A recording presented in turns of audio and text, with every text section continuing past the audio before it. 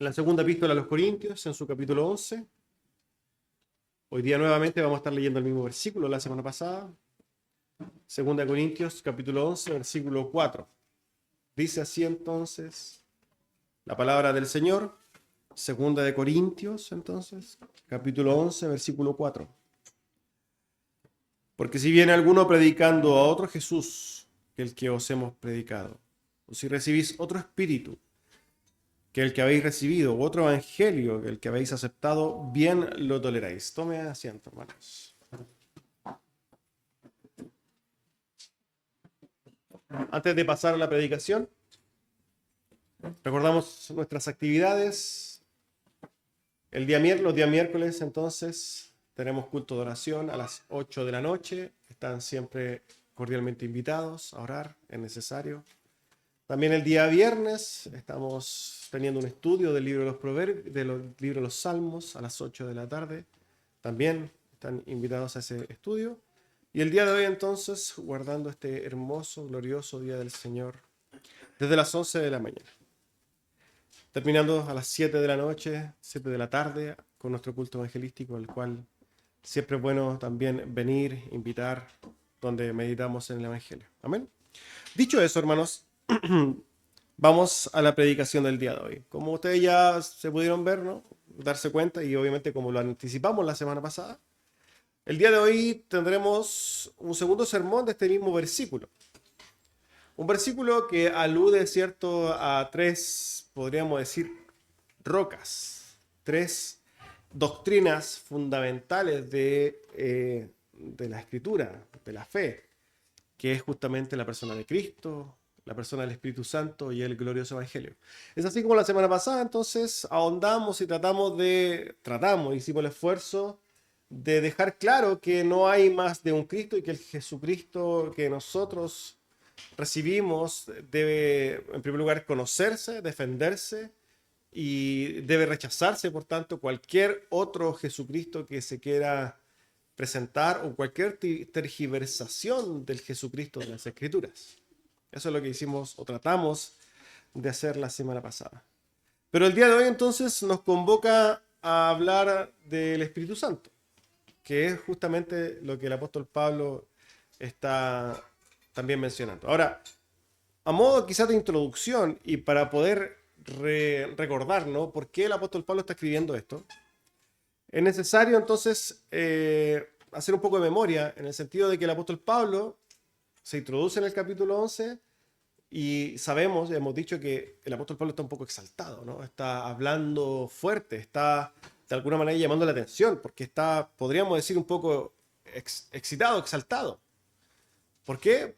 Porque él está muy preocupado de que en las iglesias, o particularmente en la iglesia de los Corintios, se introduzcan hombres engañadores. Hombres que lo que hacen es desviar, ¿cierto?, doctrinalmente, por medio de la enseñanza, a la iglesia de los Corintios. Algo que es fundamental, ¿no? La doctrina, la correcta doctrina. Entonces el apóstol ve este riesgo, este peligro, y está, podríamos decir, muy preocupado, desesperado. ¿Por qué? Porque los corintios no hacen nada. Es más, lo que dice este texto es una especie de acusación. Cuando vienen hombres predicando a otro Jesús o a otro espíritu, y cuando vienen enseñando otro evangelio, ustedes lo toleran. Esto es algo que está mal. Es un llamado, ¿no?, a la iglesia a que esté firme y que no tolere, no aguante, no acepte a aquellos que vienen enseñando otras doctrinas que son fundamentales en la Escritura. Es más, el hecho de que el Señor manifieste las Escrituras que nosotros no debemos tolerar, ¿cierto?, otras enseñanzas, es algo que no solamente dice el apóstol Pablo, lo encontramos, por ejemplo, en Apocalipsis, capítulo 2, escribiendo, ¿cierto?, el ángel a la iglesia de Tiatira, dice así: yo conozco tus obras y amor y fe, servicio y tu paciencia, cosas que son maravillosas, y que tus obras postreras son más que las primeras. Es un reconocimiento del Señor Jesucristo a la iglesia de Tiatira. Pero ¿qué dice? Pero tengo unas pocas cosas contra ti. Que toleras que esa mujer Jezabel, que se dice, profetiza, enseñe y seduzca a mis siervos a fornicar y a comer cosas sacrificadas a los ídolos. En otras palabras, el Señor reconoce que la iglesia de Tiatira era una iglesia que daba frutos hermosos, ¿no? Pero tenía en contra de ellos que ellos toleraban a personas, particularmente aquí se habla de Jezabel, a personas que enseñan otras cosas que no son las que nosotros encontramos en las Escrituras. El Señor no avala en este sentido que en las iglesias se enseñen otras doctrinas o se enseñen o se tergiversen estas doctrinas que son fundamentales, particularmente de lo que vamos a hablar el día de hoy, hablando de, del Espíritu Santo, una doctrina tan delicada, podríamos decir. Ahora bien, quiero dejar muy claro y dejar, no sé, bien sentada la idea de que nosotros tenemos que ser, podríamos decir, radicales en un sentido, a modo de quizás de enseñanza en particular. La palabra radical tiene su origen en la palabra raíz, ¿no? Muchos dicen o entienden algo radical como algo extremo, y es todo lo contrario. Radical se refiere a algo central en mí, algo que está en el centro nuestro. Por eso cuando nosotros somos radicales, es algo que abrazamos con todo nuestro corazón. Y eso obviamente para los demás nos hace extremos. Pero cuando nosotros tenemos una posición radical, se hace referencia a que nosotros abrazamos algo desde la raíz de nuestro corazón, desde lo más profundo, algo que se incrusta profundamente en el centro de nuestro ser. Y esto, aquí haciendo referencia a lo que estamos hablando hoy día, tiene que ser con la doctrina, la enseñanza bíblica. La escritura en nosotros debe ser radical. Nosotros debemos ser radicales respecto a la escritura. El apóstol Pablo, también hablando de los Gálatas, dice lo siguiente: mas si aún nosotros o un ángel del cielo os anunciaren otro evangelio diferente del que os hemos anunciado, sea maldito, dice la escritura. El apóstol Pablo, ¿cierto? El hombre lleno de amor, ¿cierto? El hombre con su carácter parecido al de Cristo, ¿dice estas cosas? Sí, hermanos. Porque en este sentido estamos hablando de cosas que son fundamentales. ¿Por qué? Porque una enseñanza incorrecta nos lleva a caminar por sendas incorrectas. Cuando nosotros conocemos o se nos enseña otro Cristo y nosotros abrazamos otro Cristo, perdemos la relación con Cristo. Asimismo, con el Espíritu Santo, que es el tema que nos convoca hoy día. Y hermanos, esto es algo fundamental de enseñar hoy día. Porque si bien sabemos que la perversión, podríamos decir, de la enseñanza del Espíritu Santo es algo que históricamente nosotros podemos estudiar y podemos ver. Podemos ir a la historia y repasar quizá a los montanistas. ¿Por qué no hacer referencia a los anabaptistas? Pero no fue hasta principios del siglo XX, hermanos, donde realmente con el nacimiento de la iglesia pentecostal, esta doctrina ha sufrido, hermanos, un tremendo daño o una tremenda tergiversación. Me hago responsable de lo que estoy diciendo.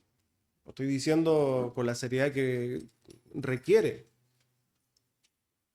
una predicación en un sermón, en una iglesia local, en una iglesia de Cristo. Estamos hablando de temas delicados. Y lo que vemos el día de hoy, hermanos, son las consecuencias de estas enseñanzas metidas en las iglesias. Es así como hoy día un montón de profesantes de la fe, y vamos a llamar profesantes porque yo no estoy en condiciones de decir que soy creyente, tienen una relación, podríamos decir, totalmente equivocada, una imagen equivocada en cuanto a quién es el Espíritu Santo y qué es lo que hace el Espíritu Santo el día de hoy. Esos son otros espíritus, no es el Espíritu Santo. Quizás pensando en las palabras del apóstol Pablo, él hace una acusación a toda la iglesia que se conoce como cristiana, que se le ha venido a enseñar a otro espíritu, pero no el que realmente en las Escrituras está revelado. Para algunos hoy día, ya herejes, ¿no? El Espíritu Santo ni siquiera es una persona.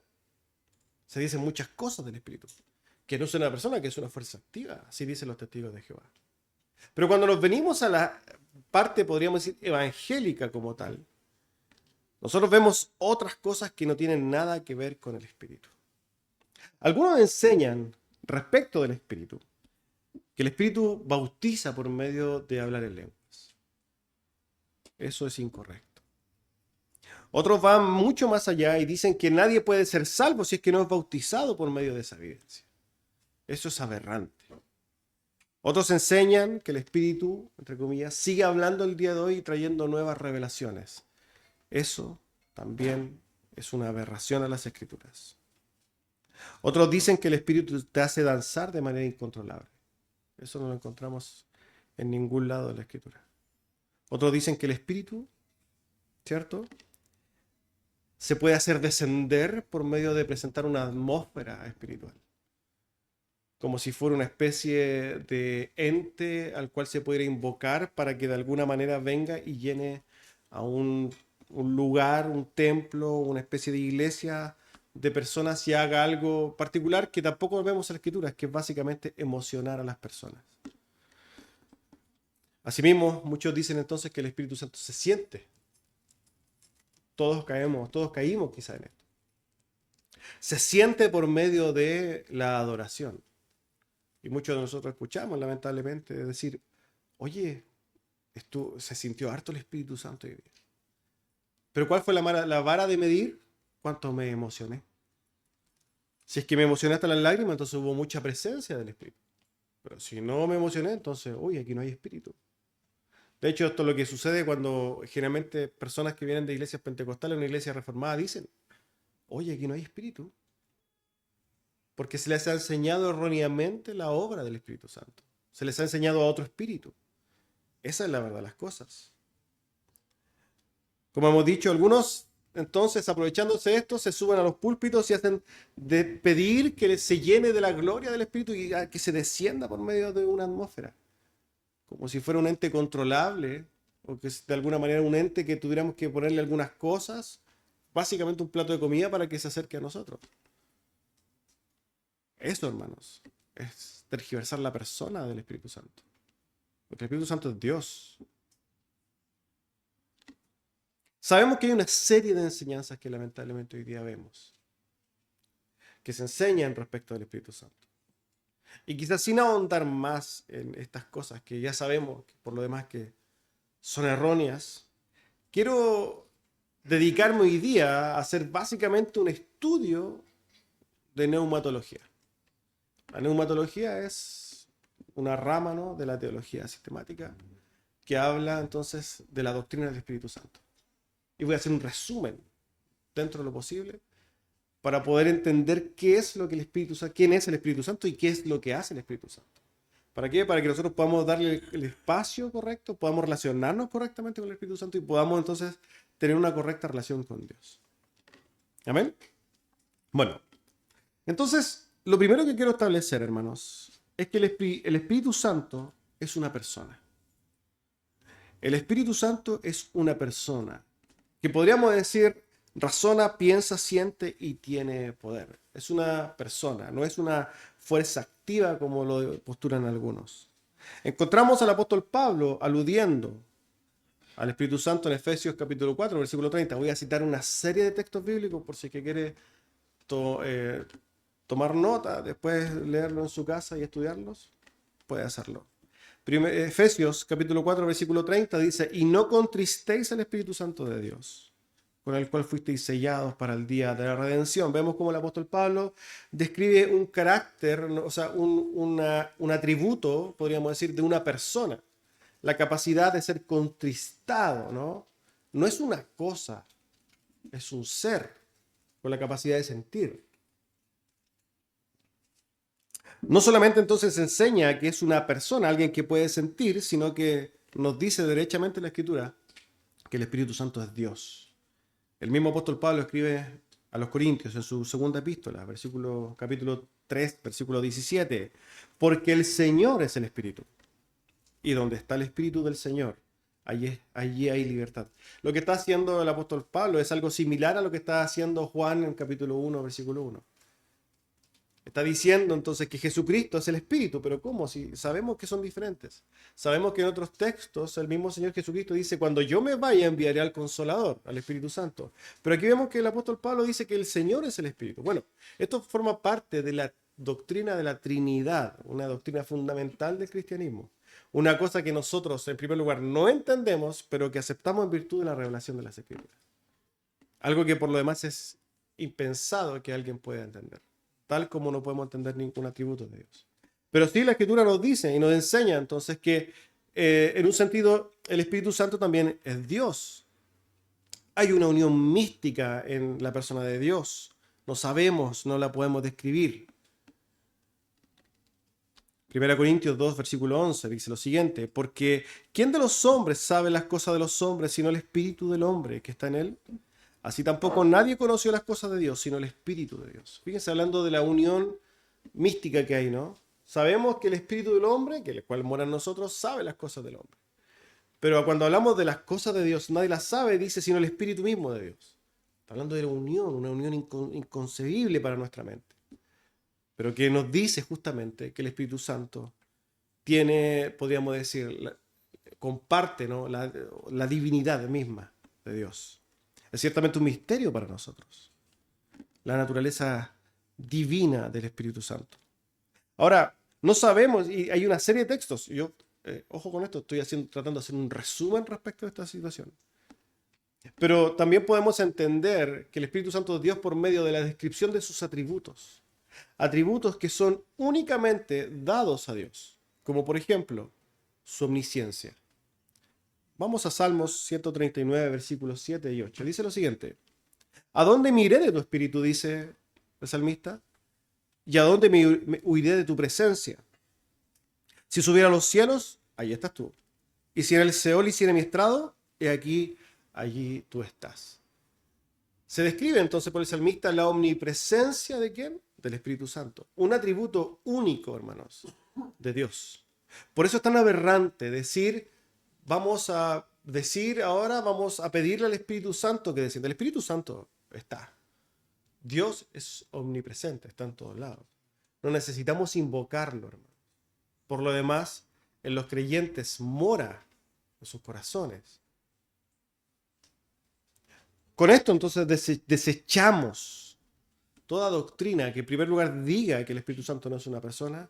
Desechamos toda doctrina que diga que el Espíritu Santo tenga que ser invocado bajo ningún punto de vista. Desechamos cualquier doctrina que diga que el Espíritu Santo no es Dios. Ahora, quizás donde voy a ocupar más espacio va a ser entonces en establecer o enseñar lo que la Escritura dice respecto de lo que el Espíritu Santo hace. Hemos sentado brevemente quién es la persona del Espíritu Santo, pero por medio de saber qué es lo que hace, también nosotros vamos a poder entender que se pueden comprender de mejor manera qué tan persona es el Espíritu Santo. Fíjense, voy un poco rápido porque voy a hablar de 11 cosas más una, de lo que el Espíritu Santo hace y cómo muestra su poder. Porque si hoy día hablamos, ¿cierto?, y vemos qué se habla, se hace mucha alusión al poder del Espíritu Santo. El Espíritu Santo tiene poder, ciertamente tiene poder, que es Dios, tiene todo poder. Pero ¿cómo muestra su poder? ¿Cómo muestra su poder el Espíritu Santo? No, es que lo muestra trayendo profecías, no. Trayendo nuevas revelaciones, no. Veamos qué es lo que dice la Escritura de cómo el Espíritu Santo muestra su poder. Me voy a colgar de mostrar su poder para ver cómo se hace manifiesto, ¿no? Número 1. Muestra su poder llenándonos de gozo y paz. Romanos 15:13 dice lo siguiente: y el Dios de esperanza os llene de gozo y paz en el creer, para que abundéis en esperanza por el poder del Espíritu Santo. En otras palabras, hay cosas en nuestra vivencia cristiana que tienen que ver con las certezas, las emociones que hay en nuestro corazón. Ciertamente, el Espíritu Santo lo que hace una vez que mora en el creyente es ir trabajando en ellas.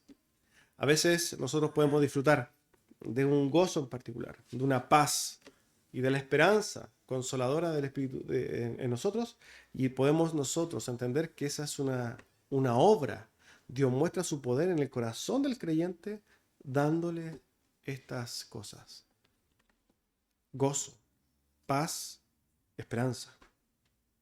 Número 2, muestra su poder consolándonos. Juan 14:16 dice el Señor Jesucristo: y yo rogaré al Padre, y os dará otro consolador, para que esté con vosotros para siempre.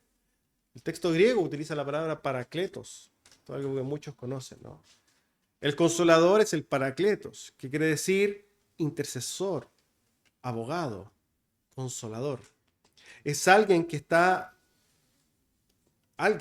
persona, que está en nosotros ayudándonos, poniendo el consuelo en nosotros. Muchas veces, nosotros como creyentes, pasando profundos momentos de tribulación, de dolor, de angustia, vamos a las rodillas y oramos al Señor y en nosotros se produce un consuelo, en nosotros hay un aliento en nuestros corazones, en lo profundo de nuestro ser. Bueno, hermanos, esa es la obra del Espíritu Santo. El Espíritu Santo es el que hace eso en nuestros corazones, el que mora en nosotros. Número 3. Muestra su poder enseñándonos. Juan 14, 26. El mismo texto, el mismo capítulo. El Señor Jesucristo. Más el Consolador. Y lo describe el Espíritu Santo, a quien el Padre enviará en mi nombre. Él, nuevamente, haciendo no la cosa, Él, la persona, os enseñará todas las cosas. Y os recordará todo lo que yo os he dicho. Nosotros quizás decimos, oye, ¿cómo esta persona generalmente puede ser tan espiritual? Una persona llega a ser espiritual cuando es guiada por el Espíritu. De hecho, podríamos decir que todas las cosas espirituales que nosotros pudiéramos llegar a tener son por la obra del Espíritu Santo. El Espíritu Santo es aquel que nos enseña todas las cosas, que nos revela las Escrituras. Derechamente, el que nos da un entendimiento profundo de las Escrituras es la obra invisible del Espíritu Santo. Cuando nosotros nos acercamos a las Escrituras y podemos ser de alguna manera redargüidos y enseñados de las verdades de Dios y podemos nosotros cambiarlo, eso es evidencia del Espíritu Santo. Punto número 4. Muestra su poder llevándonos a guardar su palabra. Ezequiel 36, 27 en el Antiguo Testamento. La promesa del Señor respecto de los creyentes dice lo siguiente: y pondré dentro de vosotros mi espíritu, y haré que andéis en mis estatutos, y guardéis mis preceptos y los pongáis por obra. El Señor anuncia en el Antiguo Testamento que vendría el Espíritu Santo para su iglesia, ¿no? Y dice que el Espíritu Santo lo que va a hacer es poner sus estatutos, sus mandamientos en su corazón. Y fíjense lo que recuerdan en sus momentos de no creyentes, la ley de Dios no les importaba nada. No nos importaba nada. A nosotros, cuando estábamos en el mundo, la ley de Dios era insignificante. Pero los creyentes, la ley de Dios está como impresa. Bueno, de manera obviamente misteriosa. En nuestros corazones la ley de Dios está impresa. Bueno, ¿quién la imprime? ¿Quién la pone ahí? ¿Y quién la sostiene? El Espíritu Santo de Dios. El Espíritu Santo de Dios es el que nos de alguna manera, cuando nosotros pecamos, nos amonesta. Nos hace algo, como que si nos tomara el corazón y nos aplastara. Esa es la obra del Espíritu Santo. Pone su palabra para que nosotros podamos caminar por ella y la pongamos por obra. A su vez, entonces, nos ayuda para que nosotros podamos caminar en esas sendas, para que podamos negarnos a nosotros mismos. Quinto, muestra su poder derramando el amor de Dios en nosotros. Romanos 5:5. Y la esperanza no avergüenza, dice el apóstol Pablo, porque el amor de Dios ha sido derramado en nuestros corazones por el Espíritu Santo que nos fue dado. Dios, en primer lugar, muestra su amor para con nosotros, derramando su Espíritu Santo en nosotros. Pero a su vez, pone la capacidad de que nosotros podamos amar, en algún sentido como Dios ama. La capacidad de que nosotros podamos amar es una capacidad especial dada por el Espíritu Santo en nosotros, para que podamos entregarnos en amor como Cristo se entregó por nosotros. Punto número 6. Muestra su poder en nosotros, poniendo el denuedo para predicar. Hechos 4, versículo 31 dice: y cuando hubieron orado, el lugar en el que estaban congregados tembló. Y todos fueron llenos del Espíritu Santo y hablaban con denuedo la palabra de Dios. No solamente eso, encontramos en 1 Pedro 1:12. A estos se les reveló que no para sí mismos, sino para nosotros administraban las cosas que ahora os son anunciadas por los que han predicado el Evangelio por el Espíritu Santo enviado del cielo. El apóstol Pedro también dice lo siguiente: los que predican el Evangelio lo predican porque han sido enviados por el Espíritu Santo de Dios. Por tanto, cuando nosotros predicamos el Evangelio, el que infunde aliento, gallardía, el que pone en nosotros, en primer lugar, la certeza del Evangelio, para que podamos predicarlo, es el Espíritu Santo de Dios. Eso es lo que hace el Espíritu Santo de Dios. Qué absurdo que me haga danzar el Espíritu Santo. El Espíritu Santo me hace trabajar para su gloria. Me lleva a predicar con denuedo el Evangelio. Es por su poder que nosotros somos testigos. Así también lo dice Hechos, capítulo 1, versículo 8. Pero recibiréis poder cuando haya venido sobre vosotros el Espíritu Santo y me seréis testigos. Y fíjense lo que dice, testigos en Jerusalén, en toda Judea, en Samaria y hasta lo último de la tierra. Esto nos llama a nosotros también. Nosotros tenemos el poder para ser testigos del Señor mediante la obra del Espíritu Santo. Quizás nosotros vemos la historia de los mártires, un montón de creyentes hasta el día de hoy, cómo han muerto, ¿no? Por la fe.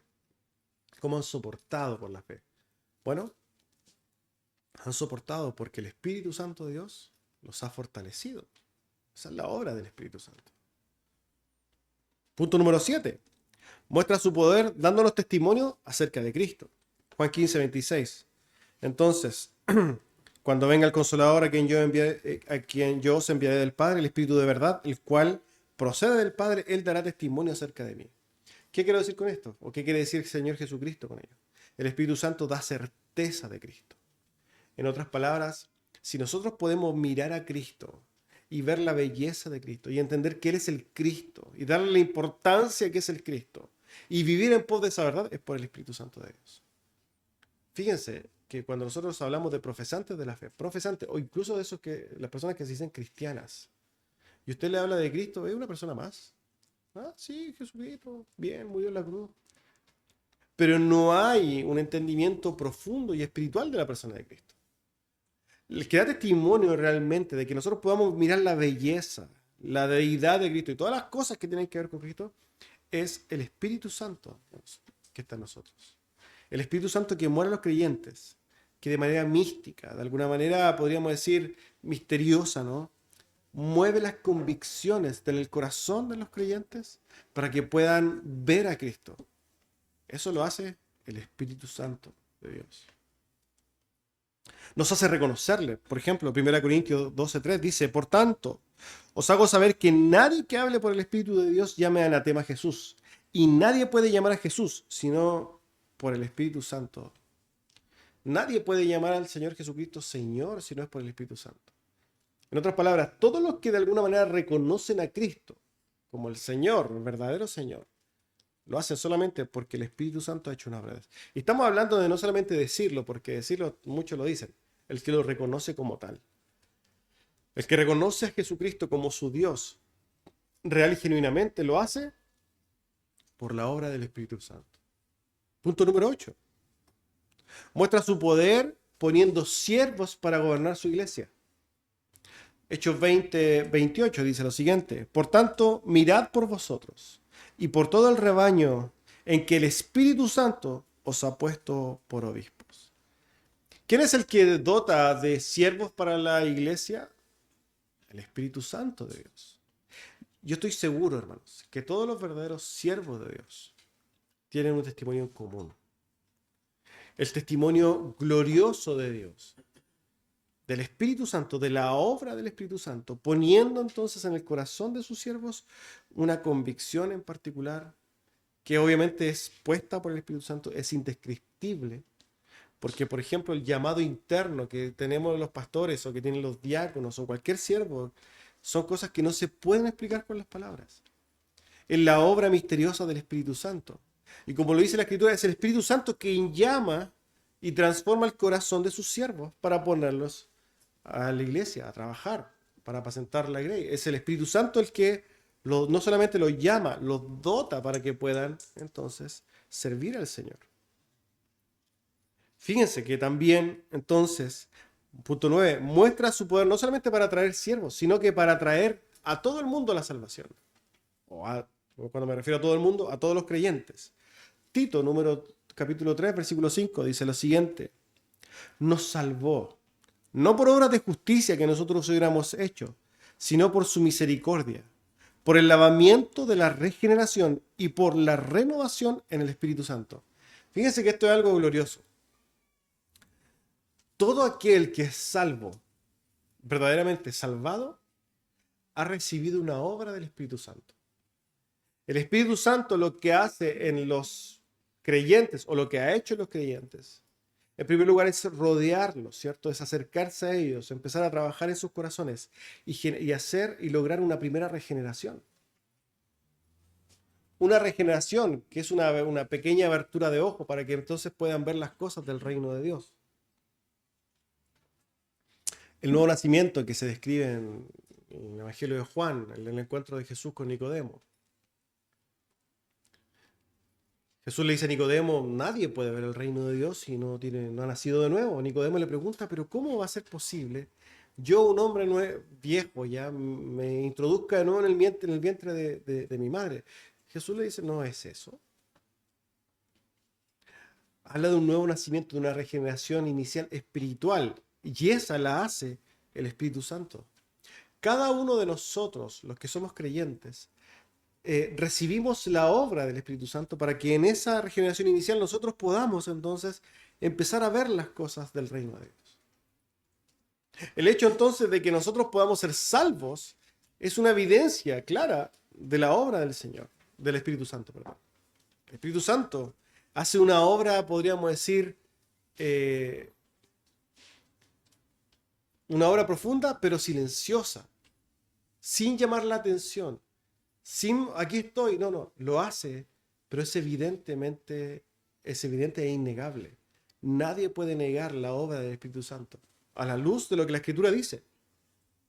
Que cuando nosotros vemos lo que hemos visto hasta el momento, nos damos cuenta de que efectivamente muchos de nosotros hemos vivido estas cosas, de manera invisible, pero lo ha hecho el Espíritu Santo. Número 10. El Espíritu Santo muestra su poder produciendo frutos en sus creyentes. Esto es algo fundamental. ¿Queremos ver evidencias de la obra del Espíritu Santo? ¿Cómo el mundo pide o quiere saber que hay obras? Las iglesias enseñan que hay obras, que está la evidencia del Espíritu Santo si es que las personas hablan en lenguas, si es que hay profecía, si es que hay danzas. ¿Pero qué dice la Escritura? La Escritura dice que la obra del Espíritu Santo se evidencia por los frutos de los creyentes. Fíjense lo que dice Gálatas 5, 20 al 23. Mas el fruto del Espíritu es amor, gozo, paz, paciencia, benignidad, bondad, fe, mansedumbre, templanza. Contra estas cosas no hay ley, dice el apóstol Pablo. ¿Qué queremos decir con esto? ¿Quiere ver una iglesia o quiere ir a una iglesia para ver si es que realmente está la obra, la evidencia de la obra del Espíritu Santo ahí? ¿Quiere ver el poder del Espíritu Santo? No necesita lenguas. No necesita profecías. Necesita ver personas, en primer lugar, que tengan gozo. Personas que estén gozosas. Personas que respiren paz. Personas que proyecten esa paz, que no solamente la sienten, sino que la proyectan. Pero también una iglesia donde hay personas pacientes. Una iglesia entonces que se ve, donde se ve realmente la obra del Espíritu Santo. Personas pacientes. Personas que buscan el bien de los demás. Benignas. Personas bondadosas.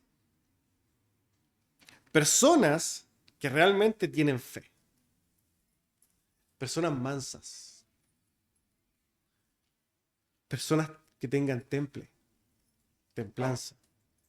Cuando usted va a una iglesia y ve que la iglesia está llena de estas personas, ahí hay una obra clara del Espíritu Santo.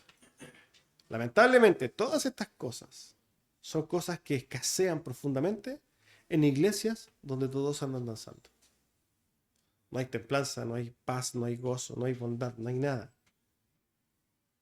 Lamentablemente se les enseña a buscar estas cosas. Ahí está el Espíritu. No. El Espíritu se muestra claramente por medio de su obra, donde hay personas que tienen paz, gozo, son pacientes, son benignas, son bondadosas, tienen temple, tienen fe, son mansas. Ahí se ve, hermanos. Ahí se ve la obra del Espíritu Santo. Y lo dice la Escritura, no lo estoy inventando yo. Lo dice la Escritura. Punto número 11. Muestra su poder soplando la palabra de Dios. Aquí estamos hablando de que muestra su poder y estoy hablando en tiempo pasado, podríamos decir. Mostró su poder soplando la palabra de Dios, porque la palabra de Dios ya está cerrada.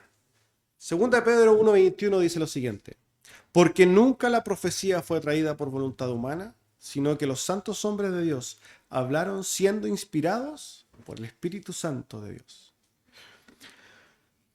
Es el Espíritu Santo, hermanos, que ha dictado la palabra de Dios. Tenemos en nuestras manos una Biblia, toda la palabra de Dios, aquí, esta que tenemos nosotros. La tenemos porque efectivamente el Espíritu Santo de Dios la ha dictado. Tenemos ahí la palabra escrita ciertamente por hombres que ha sido soplada por Dios. ¿Pero por quién? Por el Espíritu Santo de Dios. Y fíjense lo irónico que es ver cómo en una serie de iglesias se habla abundantemente del Espíritu Santo. Se aprecian y se buscan estas manifestaciones, entre comillas, del Espíritu Santo. Pero ignoran totalmente lo que el Espíritu Santo sí habló. Están deseosos de escuchar nuevas profecías, pero no quieren abrir sus ojos a la profecía que ya fue dada. Y la Escritura dice que nosotros tenemos la palabra profética más segura a la cual nosotros tenemos que estar atentos. La palabra de nuestro Dios. No necesitamos más profecías.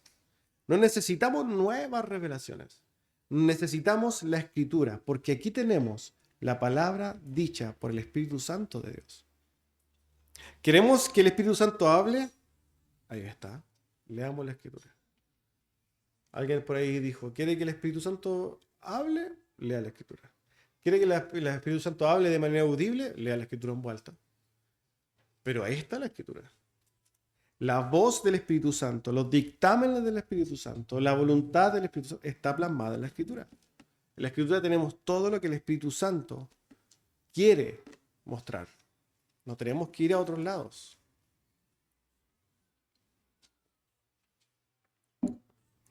Ahora, si vemos entonces lo que el Espíritu Santo ha dictado por medio de las Escrituras, nosotros nos vamos a dar cuenta que sus propósitos para los creyentes no tienen nada que ver con la gloria propia, no tiene nada que ver con mi nombre, porque esto es lo que se busca en la iglesia donde efectivamente aparecen estas cosas. La persona que más danza es la persona más espiritual. La persona que más profetiza es la persona que Dios más la usa, entonces es más elevada. La persona que más lenguas habla es una persona más espiritual, más grande. Pero cuando nosotros vemos la obra real del Espíritu Santo, no apunta a esas cosas. La obra del Espíritu Santo no apunta a exacerbar o a hacer crecer nuestro ego bajo ningún punto de vista. Lo primero que vemos es que el Espíritu Santo nos hace es glorificar a Dios.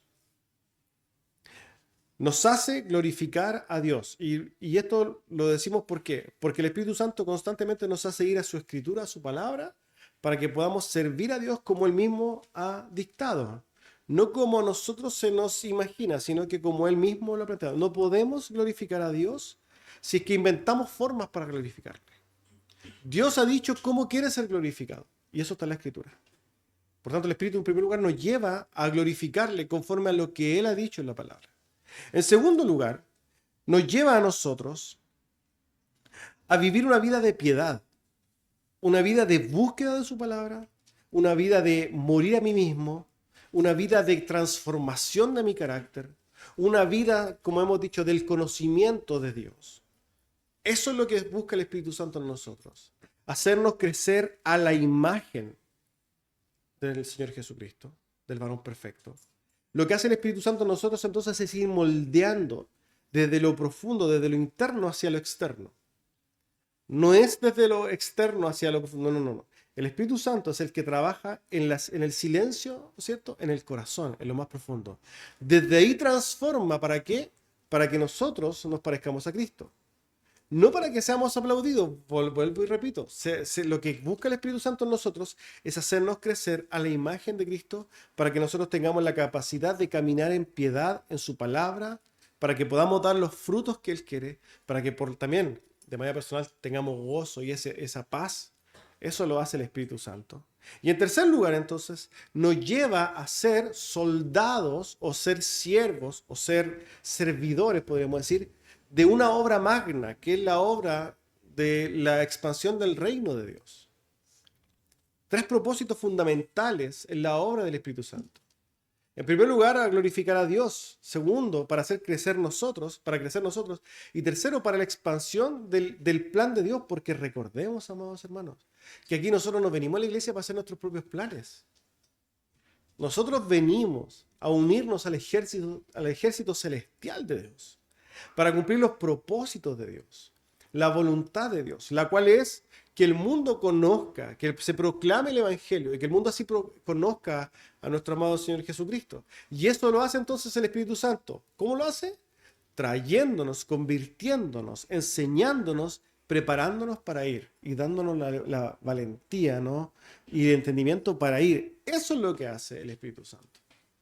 Absolutamente distinto de lo que se enseña. Entonces, si nosotros pensamos en las palabras del apóstol Pablo, y viera la realidad de la iglesia hoy día, se indignaría, porque lo que ha hecho la gran mayoría de la iglesia es recibir y tolerar a aquellos que presentan a otro espíritu. ¿Por qué? Porque el espíritu que hace hablar lengua y danzar en la iglesia no está cumpliendo el propósito que Dios quería para la iglesia. No es el espíritu que la Escritura enseña, bajo ningún punto de vista. El verdadero Espíritu Santo es el que actúa en los corazones de los creyentes. Y dije, voy a decir 11 puntos más uno, porque quiero terminar con una función en particular del Espíritu Santo en los creyentes que es fundamental para nuestra vida y que es de vital, podríamos decir, consuelo y aliento. Y esto lo dice Efesios 1, versículo 13. Dice, en él también vosotros, habiendo oído la palabra de verdad, el evangelio de vuestra salvación, y habiendo creído en él, fuisteis sellados por el Espíritu Santo de la promesa. Fíjense lo que está diciendo el apóstol Pablo. El Espíritu Santo cumple una función adicional, y es la de ser garante de nuestra salvación. Lo que pone el apóstol Pablo ahí en este texto es maravilloso, ¿no? Pone el orden de la salvación también, en un sentido. Porque él dice que nosotros, en primer lugar, no podemos ser sellados por el Espíritu Santo si es que en primer lugar no hemos oído la palabra de verdad. Siendo más certeros, no podemos ser salvos si no oímos el evangelio de vuestra salvación. Esto nos va a quedar quizás para la próxima semana, para ya ir pensando en que hay solamente un evangelio y que los corintios habían tolerado otro evangelio, que también es lo que se hace hoy día. No podemos ser salvos si no hemos oído el evangelio de nuestra salvación. Y por lo demás, no podemos ser salvos si no hemos creído en ese evangelio. Y dice entonces, cuando nosotros creemos a ese verdadero evangelio, hemos sido sellados por el Espíritu Santo de Dios. Hemos recibido un sello, hermanos. Ahora, quiero que usted medite en su vida y si es que puede ver las evidencias del Espíritu Santo en su vida. Las evidencias que ya hemos descrito abundantemente. Si es que usted realmente su carácter ha sido trabajado. Si es que usted ha reconocido que ha podido conocer a Cristo. Si es que usted ha visto la transformación de su corazón. Si es que ha crecido en esos frutos. Si es que usted entonces ha sido guiado a las cosas celestiales. Si usted puede verlo, entonces yo le tengo una magnífica y preciosa noticia. Sí, usted puede estar seguro de que usted es salvo. ¿Por qué? Porque cuando usted cree verdaderamente y genuinamente en el Señor Jesucristo, lo que hace el Dios es enviar a su Espíritu Santo para que more en nosotros. Y mora, hermanos, a pesar de que pequemos. No es que cuando pecamos el Espíritu Santo se va. Cuando pecamos el Espíritu Santo se queda y empieza a contristar, y empieza a clamar, y empieza a estrujar nuestro corazón para humillarnos. Y ese es el camino, la experiencia cristiana de crecer en nuestro corazón, dejarnos llevar por nuestro corazón, ser humillados, arrepentirnos, crecer y así toda la vida. ¿Por qué? Porque tenemos el Espíritu Santo que está ahí para ponernos riendas, para poner en nosotros el querer como el hacer, para moldear nuestro carácter. Pero a su vez, hermanos, es la garantía de que cuando nosotros recibimos eso, entonces sabemos que Dios ha asegurado nuestra salvación. Nosotros, hermanos, los que hemos visto la obra del Espíritu Santo, si morimos hoy día, somos salvados. Pero si morimos 50 años más, sabemos que el Señor, en quien comenzó la buena obra, es fiel para terminarla. El Señor nos preservará. Entonces, todos los salvos que están sentados aquí, todos los salvos que están en este lugar, pueden glorificar a Dios.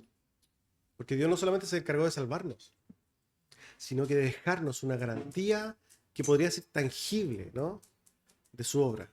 Una garantía que a nosotros nos asegura una certeza. Nada nos quitará nuestra heredad. Nada nos quitará nuestro galardón. Eternamente estaremos con el Señor. Amén. Vamos a orar al Señor.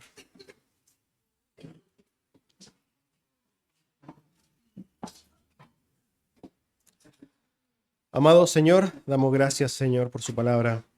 Rogamos que cada día podamos conocer en profundidad la obra de su Santo Espíritu. Que podamos poner los ojos en el lugar correcto a la hora de relacionarnos con ustedes, Señor. Que su obra se haga evidente en nuestros corazones, moldeando nuestro carácter y dándonos crecimiento, Señor, en usted. Ayúdenos a librarnos y a no tolerar, Señor, enseñanzas de su Santo Espíritu que atentan contra la Escritura. Le damos gracias por este tiempo en el nombre de su Hijo, Jesús.